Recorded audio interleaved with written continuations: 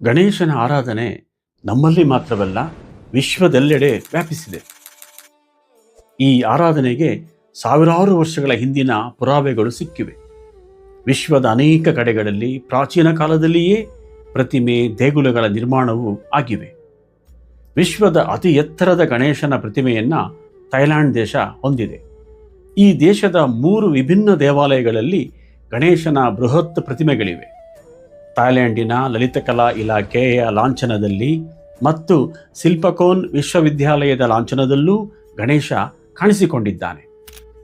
7ನೇ ಶತಮಾನದಿಂದಲೂ ಕಾಂಬೋಡಿಯಾದಲ್ಲಿ ಗಣಪತಿಯನ್ನ ಮುಖ್ಯ ದೇವರಾಗಿ ಪೂಜಿಸಲಾಗುತ್ತಿದೆ.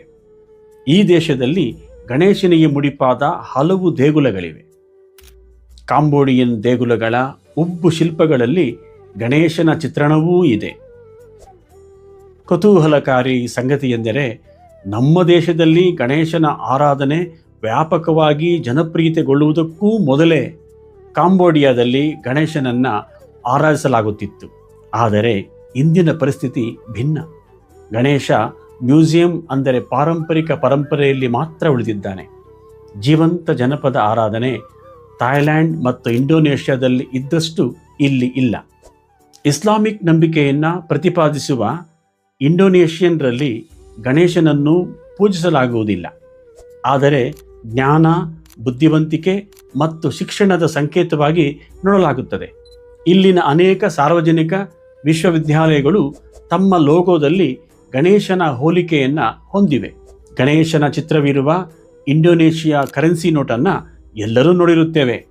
ಅದು 2008ರವರೆಗೆ ಚಾಲ್ತಿಯಲ್ಲಿತ್ತು. ನಂತರ ಅದನ್ನು ಹಿಂಪಡೆಯಲಾಗಿದೆ.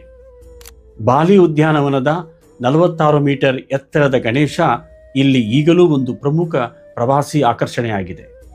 ಕ್ರಿಸ್ತಪೂರ್ವ 1ನೇ ಶತಮಾನದ ಇಂಡೋ ಗ್ರೀಕ್ ನಾಣ್ಯಗಳ ಮೇಲಿನ ಆನೆ ತಲೆಯ ಮಾನವ ರೂಪದ ಆಕೃತಿಯನ್ನು ಕೆಲವು ವಿದ್ವಾಂಸರು ಪ್ರಾರಂಭಿಕ ಗಣೇಶ ಎಂದು ಪ್ರಸ್ತಾಪಿಸಿದ್ದಾರೆ. ಆದರೆ ಇನ್ನೂ ಪೂರ್ತಿ ಅದನ್ನು ಒಪ್ಪಲಾಗಿಲ್ಲ. ಜಾವಾ, ಕಾಂಬೋಡಿಯಾ, ಬೋರ್ನಿಯಾ ಮೊದಲಾದ ಆಗ್ನೇಯ ಏಷ್ಯಾ ರಾಷ್ಟ್ರಗಳಲ್ಲಿ ಹಿಂದೂ ಸಂಪ್ರದಾಯದ ಗಣಪತಿ ಇದ್ದರೆ, ಚೀನಾ, ಜಪಾನ್, ಶ್ರೀಲಂಕಾದಲ್ಲಿ ಬೌದ್ಧರ ಪ್ರಭಾವದಿಂದ ಮಾರ್ಪಟ್ಟ ರೂಪದಲ್ಲಿ ಗಣಪತಿ ವಿಗ್ರಹಗಳು ಇಂದಿಗೂ ಕಾಣಸಿಗುತ್ತವೆ. ಚೀನಾದಲ್ಲಿ ಗಣೇಶನನ್ನು ಸಂಪತ್ತು ಮತ್ತು ಸಮೃದ್ಧಿಯ ಸಂಕೇತವೆಂದು ಆರಾಧಿಸುತ್ತಾರೆ. ಉತ್ತರ ಚೀನಾದಲ್ಲಿ ಅತ್ಯಂತ ಪ್ರಾಚೀನ ಗಣೇಶನ ಪ್ರತಿಮೆಯು ಕ್ರಿಸ್ತಶಕ 531ಕ್ಕೆ ಸಂಬಂಧಿಸಿದ ಶಾಸನವನ್ನು ಹೊಂದಿದೆ. ತುನ್ ಹುವಾಂಗ್